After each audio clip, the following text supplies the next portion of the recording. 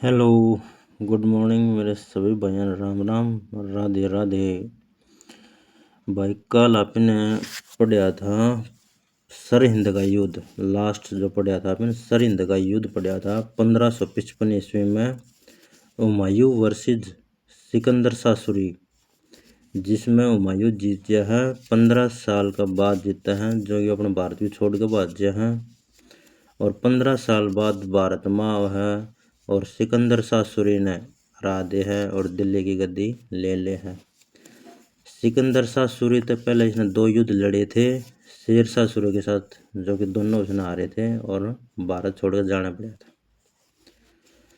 आज हम पढ़ेंगे पानीपत का द्वितीय युद्ध।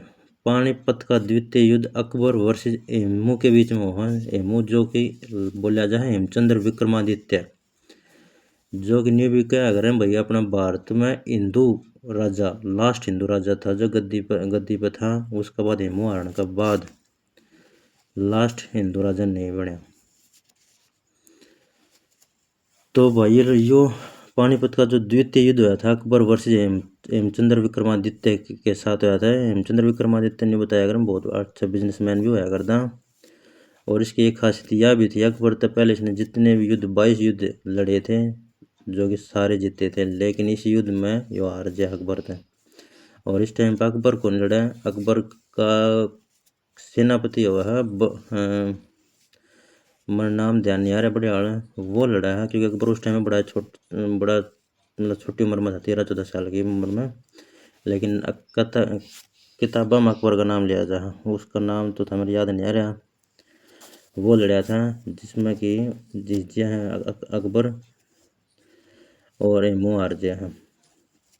1556 पानीपत का युद्ध। फिर हुआ तालीकोटा का युद्ध।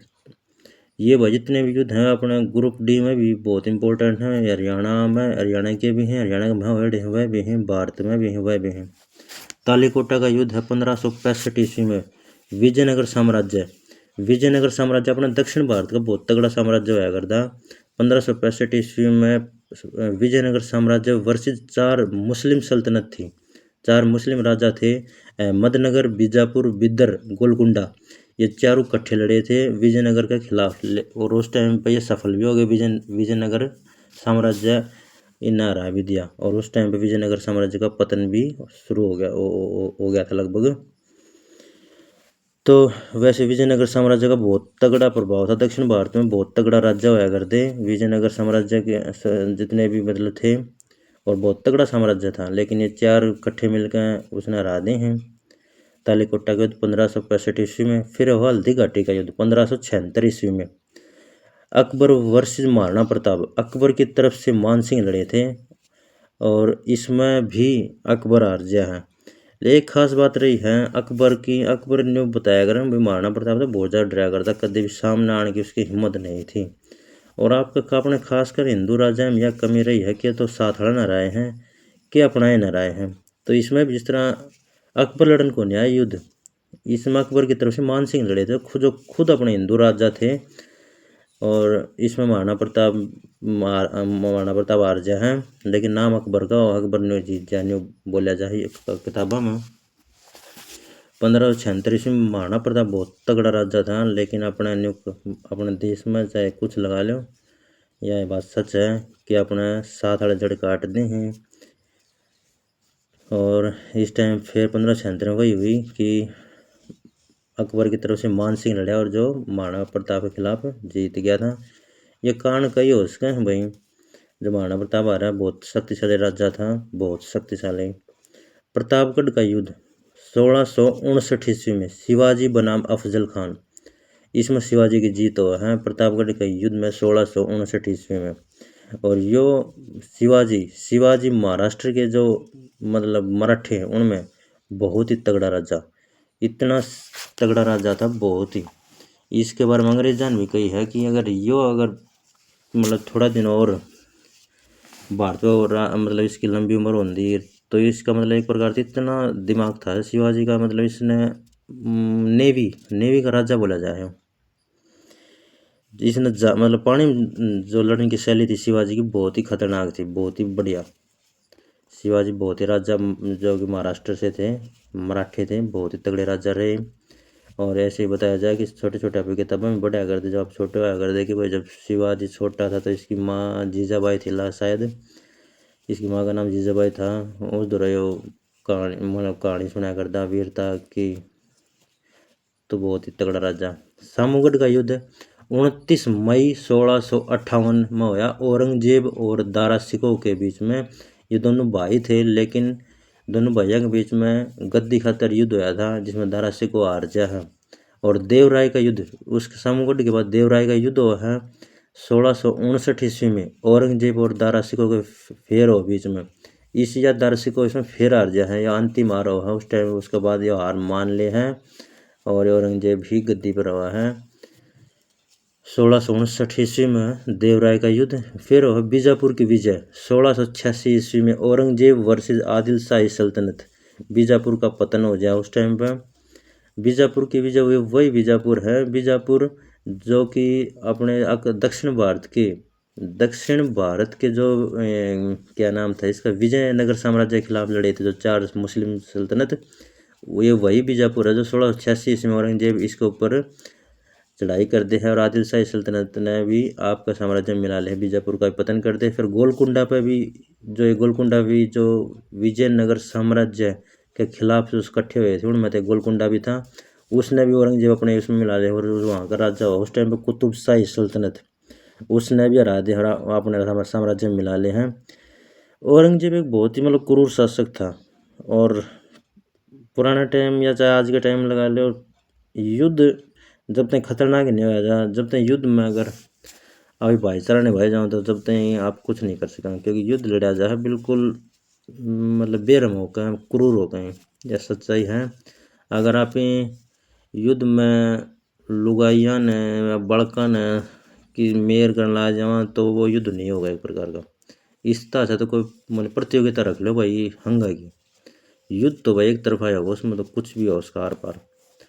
तो औरंगजेब एक बहुत ही क्रूर शासक था, लेकिन वाकई में खतरनाक था। और औरंगजेब के बाद लगभग मुगल साम्राज्य खत्म भी हो गया था, पतन भी स्टार्ट हो गया था मुगल साम्राज्य का भी।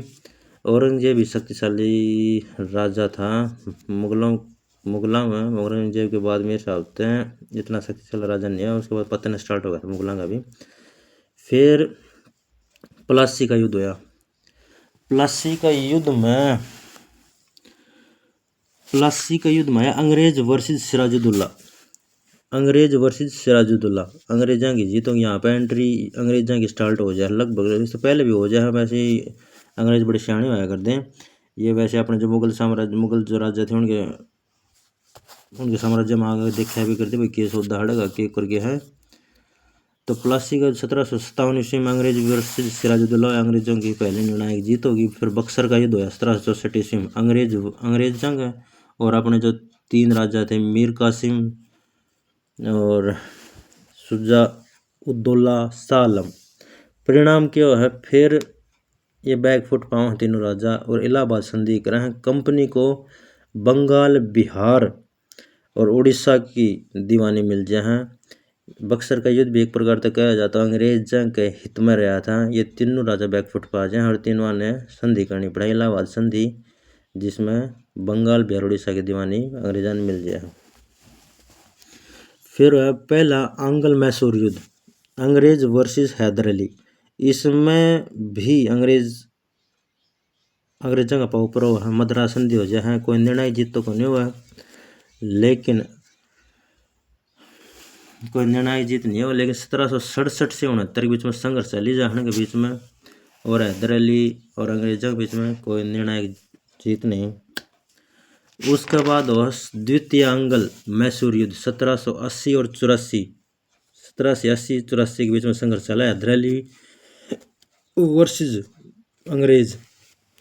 इसमें 80 और 84 के बीच में हैदर अली की मृत्यु हो जाए और इसका जो उत्तराधिकारी टीपू सुल्तान, जो कि एक यो भी अच्छा खासा राजा माना जा है अपने भारत में, टीपू सुल्तान फिर हैदर अली की कमान संभाले हैं ये। लेकिन जब तक ये अंग्रेज बड़े सियाने हुआ करते, अंग्रेजों का हमेशा पाव ऊपर रहा, इन्होंने आप हमेशा अपनी बात मनवाई। और उस टाइम भी परिणाम यो है कि मैंगलोर की संधि हो जाए है, टीपू सुल्तान के लिए मैंगलोर की संधि कर ली है फिर तृतीय मैसूर युद्ध हुआ 1790 से 92 के बीच में। 1790 से 92 के बीच में फिर युद्ध चल मतलब संघर्ष चले जाए हम। इसमें फिर टीपू सुल्तान वर्सेस ब्रिटिश गठबंधन, इसमें ब्रिटिश गठबंधन के साथ तृतीय मैसूर युद्ध में मराठी भी अंग्रेजों के साथ हुआ है।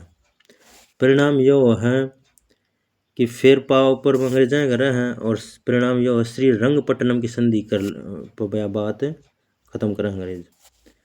चतुर्थ मैसूर युद्ध 1799 ईस्वी में टीपू सल्तनत वर्सेस ब्रिटिश गठबंधन। इसमें परिणाम यह हो चतुर्थ मैसूर युद्ध में कि टीपू सुल्तान की मृत्यु हो जाए है। और भाइयों चतुर्थ मैसूर युद्ध के आगे का हम अपनी अगली वीडियो में करेंगे। आगे जो युद्ध रह गए यहाँ तक अंग्रेज अपने पार लगभग पसार चुके हैं भारत में। और टीपू सुल्तान भी जो चौथा जो युद्ध हुआ है इसमें चतुर्थ मैसूर युद्ध इस 1799 टीपू सुल्तान की मृत्यु हो जाए है। आगे के युद्ध हम अगली वीडियो में करते हैं। भाई मेरे सभी भाइयों में सभी ना मतलब मेरी वीडियो पसंद आंदी होंगे, किसी ने भाई ना आंदी हो तो मैंने जरूर बताइए, मैं के कमी रहा हम सभी भाइयों राम राम, राधे राधे, कृष्ण कृष्ण, हरि हरि, जय हिंद।